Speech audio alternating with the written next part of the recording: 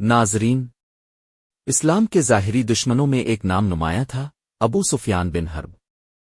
وہ قریش کا سردار، مالدار، چالاک اور اسلام کا سخت ترین دشمن تھا۔ جنگ بدر، احد اور خندق میں اس نے اسلام کے خلاف ہر محاذ پر جنگ کی۔ جب اسلام غالب آیا اور مکہ فتح ہوا، ابو سفیان نے بظاہر اسلام قبول کیا، مگر اس کے دل میں حسد، انا اور شکست کا زہر بھرا رہا۔ ابو سفیان اور اس کی نسل نے اسلام کو قبول نہیں کیا، بلکہ اسے سیاسی طور پر برداشت کیا تاکہ بعد میں اسے اپنی شکل میں ڈھال سکے۔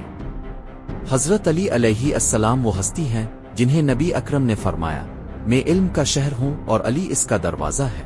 آپ علیہ السلام نے ظلم کے خلاف ہمیشہ آواز بلند کی۔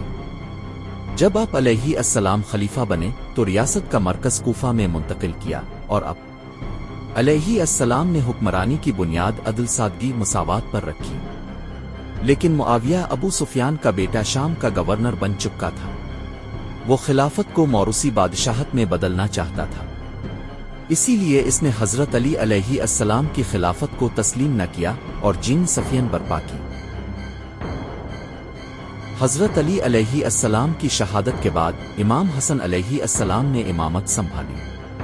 آپ کا عہد ایک مشکل سیاسی دور تھا، ایک طرف اندرونی فتنے، دوسری طرف معاویہ کی چالاکیاں۔ امام حسن علیہ السلام نے اسلام کو خونریزی سے بچانے کے لیے صلح کی، لیکن یہ صلح باطل کے ساتھ مصالحت نہیں تھی، بلکہ ایک مصلحتی حکمت عملی تھی۔ آپ علیہ السلام نے فرمایا، میں نے صلح اس لیے کی تاکہ میرے نانا محمد کا دین بچ جائے۔ معاویہ نے وعدے تو کیے مگر جلد ہی توڑ دیے اور واضح کر دیا، میں نے اس لیے صلح نہیں کی کہ میں دین کی پیروی کرتا ہوں، بلکہ صرف اقتدار حاصل کرنے کے لیے۔ معاویہ نے اپنی موت سے پہلے یزید کو جانشین مقرر کیا۔ یہاں سے خلافت وراثتی بادشاہت بن گئی، اسلام کا اصل چہرہ مسخ ہونے لگا۔ یزید شرابی تھا، فاسق و فاجر تھا، کھلم کھلا دین کا مذاق الفاڑتا تھا، اور اب اس نے امام حسین علیہ السلام سے بیعت کا مطالبہ کیا۔ 61 ہجری رجب کا مہینہ، یزید بن معاویہ فاسق و فاجر خلیفہ بنا دیا گیا۔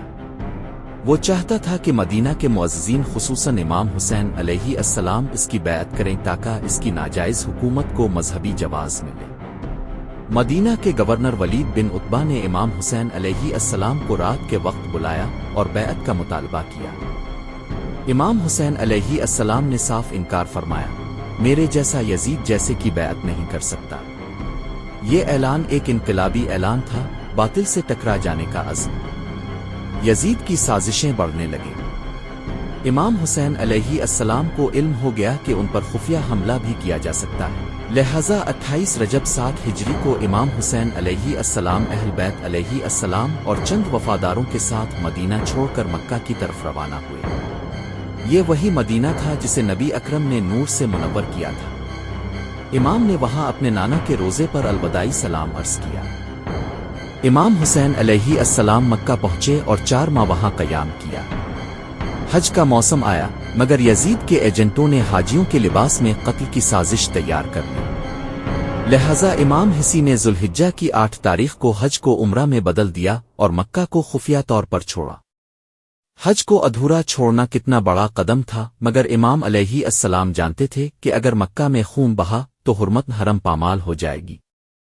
کوفہ کے ہزاروں شان علی علیہ السلام نے خطوط بھیجے، حسین علیہ السلام ہمارے پاس آئیں، ہم اب کے ساتھ بیعت کریں گے۔ امام علیہ السلام نے پہلے حضرت مسلم بن عقیل علیہ السلام کو بھیجا تاکہ صورتحال کی تحقیق کریں۔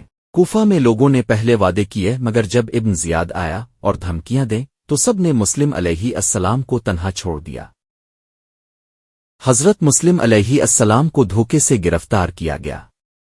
آپ علیہ السلام نے اپنے آخری لمحوں میں امام حسین علیہ السلام کو پیغام بھیجا، ابن رسول اللہ واپس لوٹ جائیں، کوفہ وفادار نہیں رہا۔ لیکن امام علیہ السلام کو یہ خبر اس وقت ملی جب وہ کوفہ کی جانب روانہ ہو چکے تھے۔ 9 ذوالحجہ کو مسلم علیہ السلام کو شہید کیا گیا، تنہا، غریب، بے یار و مددگار۔ امام حسین علیہ السلام کا قافلہ کوفہ کی طرف رواں دواں تھا۔ راستے میں کئی لوگ ملے اور منع کیا، مگر امام علیہ السلام نے فرمایا، میں موت کو سعادت سمجھتا ہوں اور ظالم کے ساتھ جینا ذلت۔ راستے میں حر بن یزید را کا لشکر ملا جنہوں نے امام علیہ السلام کو روک کر کربلا کی طرف موڑ دیا۔ 2 محرم الحرام کو امام حسین علیہ السلام کا قافلہ کربلا کے ریگزار میں خیمہ زن ہوا، وہی مقام جہاں شہادت کی تاریخ لکھی جانی تھی۔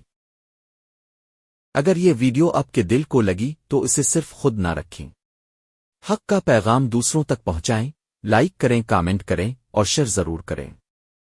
اور اگر آپ نے ابھی تک سبسکرائب نہیں کیا تو ابھی کریں تاکہ اگلی قسط کربلا کا محاصرہ اور یوم عاشورہ سے قبل کے واقعات اب تک فوراً پہنچے۔ والسلام علیکم و رحمت اللہ وبرکاتہ۔ اللہ ہمیں حق پر چلنے، باطل سے ٹکرانے اور کربلا والوں سے وفاداری کی توفیق عطا فرمائے۔